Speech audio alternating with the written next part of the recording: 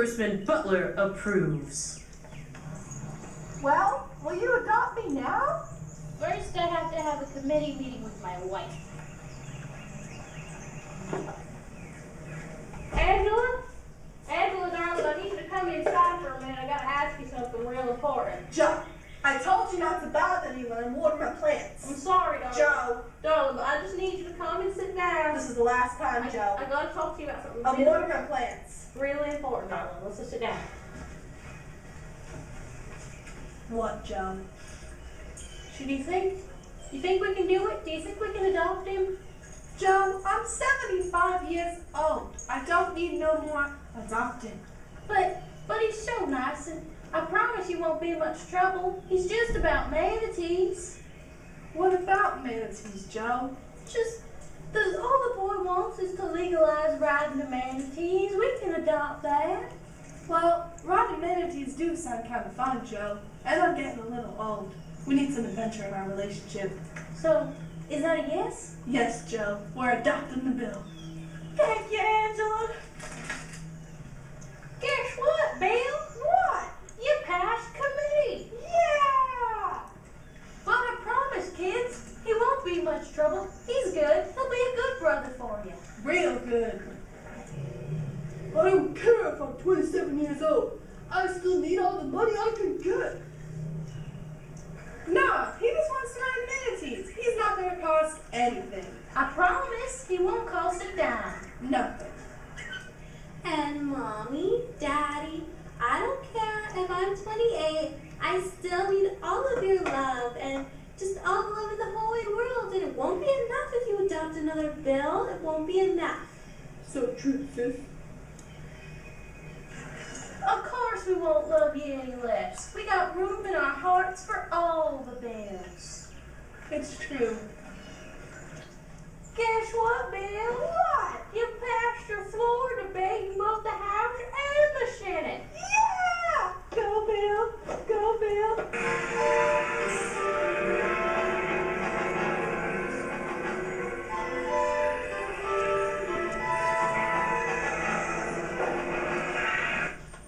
Guess what, Bill? What? The president signed you. Yeah! Do you know what that means, Bill? Do you know what it means? What? It means you're a law, Bill. Oh, wow! Yeah! Yeah! This is Bill. We do Bill. And we basically just have steps on each one. And the first one is the bill is written by anyone. The bill is introduced by a member of Congress.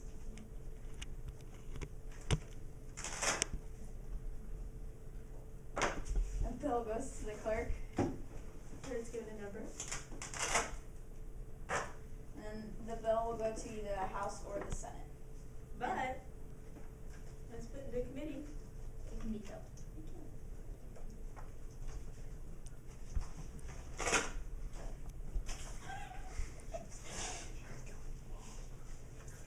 And if it goes in to the committee, they debate on it, and then Congress votes. yes or no, and no, and it gets killed. And Bill dies. Bill goes to the other side of Congress, so whichever one it didn't start with. But if it has to do with taxes, it has to go through the House first.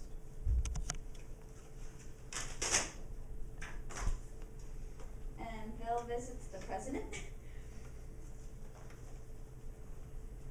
And it can either be ignored Which and then becomes a bill, or becomes a law in 10 days. or vetoed In which case Bill dies, or pocket unless Senate votes 2/3 that it needs to become a law. But if the president signs it, Bill becomes Bill becomes a law.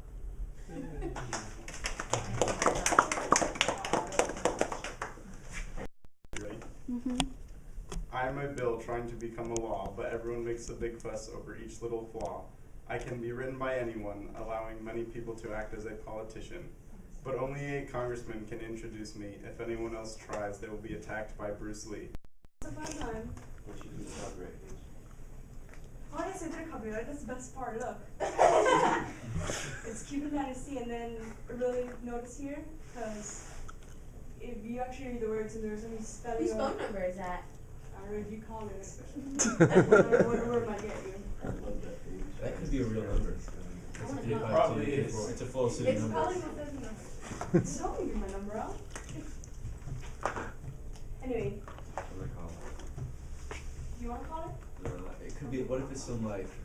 All right, come on, Adam. Adam, let her go. Focus. Okay, there was once a wise man named Jimmy Smith who thought deeply. His thoughts were so strong, he created a bill. Bill was filled with many ideas and words.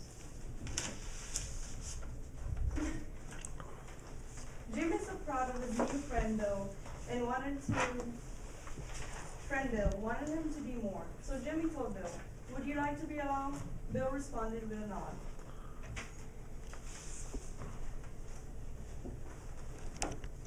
Jimmy decided to introduce Bill to two groups of people, the House and the Senate. Bill walked into the House.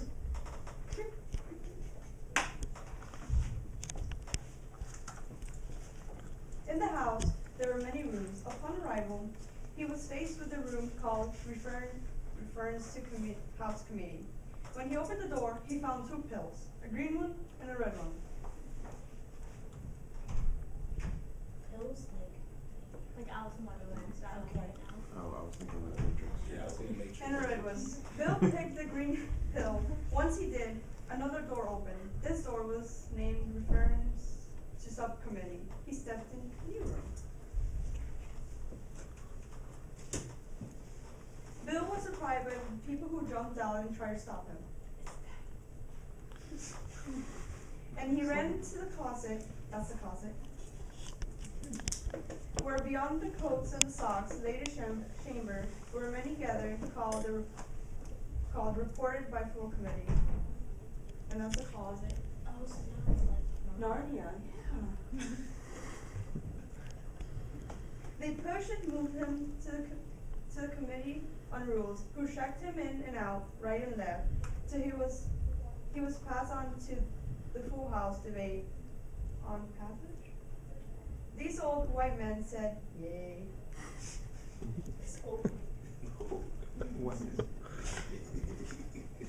But young Bill's journey was not over, as his introduction to the Senate was just began. His introduction, that's it, please. I don't know what I wrote. He was able to walk to the Senate committee and later to the subcommittee, who did not think to ever stop his hopes. Oh no, the hopes of the hard-working Bill. Jimmy Smith, like a proud father, smiling and praying for his success. Bill kept running forward until he arrived at a gloomy room. The full committee, who with cold stares, sent Bill a chill. He jumped and arrived at this serious debate about himself and Bill. The Senate burning eyes, yay, Bill, as he started talking educatively and with reason.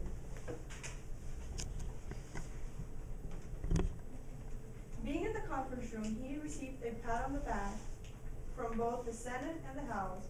He was not ready to meet the man.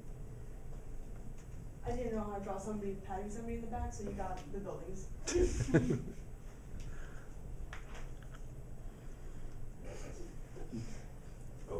the butterfly head.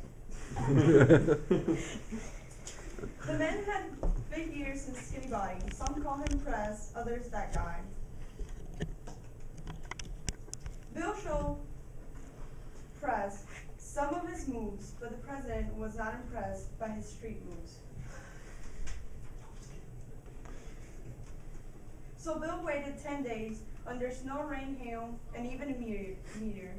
Then he demanded his new badge, 'cause he was the law, and now forever, or whatever.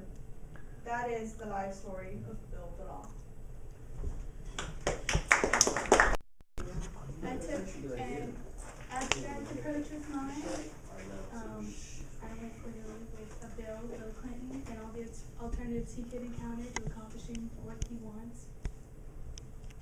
Okay, let's say Bill starts his day by perusing the glossy halls of the house, feeling especially social. And each of these things he has two options, usually one good or one bad, or just alternatives for either way something can go down. He can either go to the end of the hall and see what's behind the stately oak door, or he can see what's behind door number 2 with an immaculate little glory to his left. If he goes to the end of the hall, I guess you might have to use the. Okay.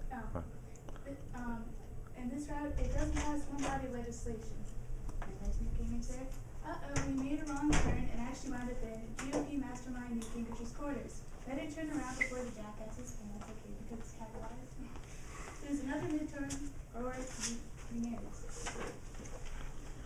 If he chooses the other door, it does pass body legislation. Fuck you. Miss Lewinsky is visiting her luscious hush-hush friend who knows all about Whitewater. They'll have to work out the kinks of a clandestine arrangement. What do I point at? Oh. It's lunchtime, but Bill already had his appetite squelched. He decides to check up on the North Wing, that's the Senate, see who's most productive of his subordinates. Does he pick the door on the right or the door on the left? On his left. If he chooses the door on his right, it's a filibuster. Yikes. He just walked in on Bob Joel polling by his loss in the 96 election. Awkward. You're silent till your head. He was a veteran after all. There's Bob Joel with a very poor drawing of him.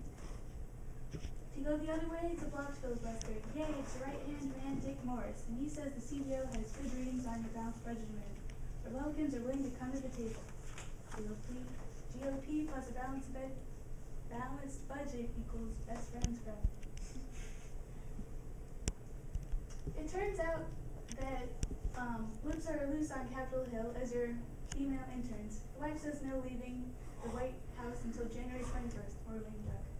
So apparently she found out about the Lewinsky thing. Do you heed or do you leave? If you listen to her, it's a pocket veto.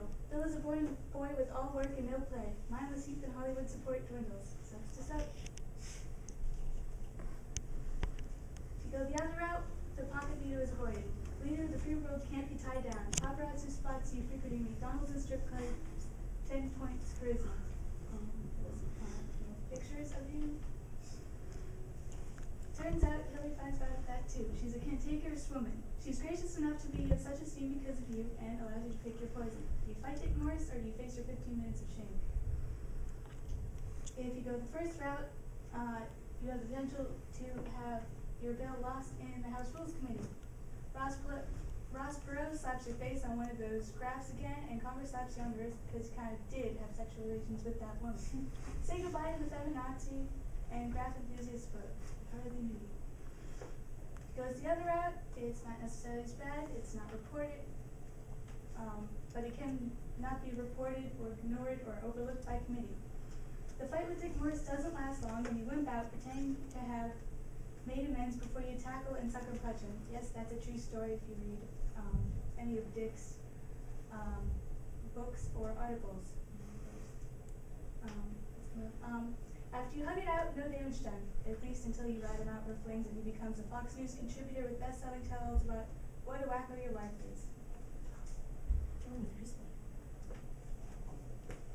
But in the end, you're still Bill Bubba Clinton. You're untouchable, a campaign pin-decorated rock star. The economy's going great ever since you went purple. Maybe moderated.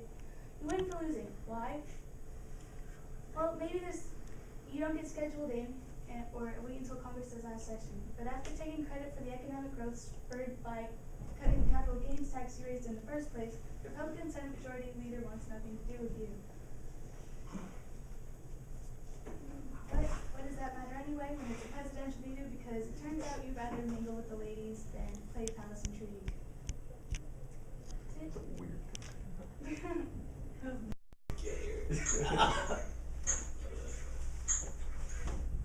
Just be sitting on the car the whole time? No. You can't really hear it. There we go. There it is. Start over. No.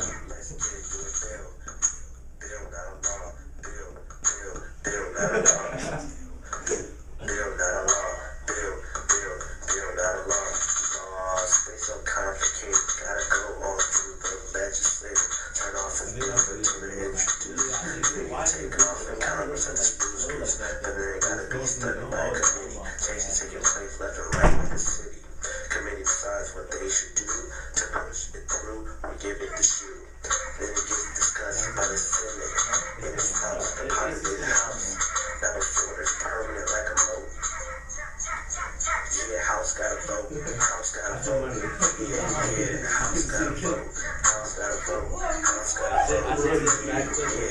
House gotta vote. The shoe, it passes through. Now the Senate gotta do when the dude get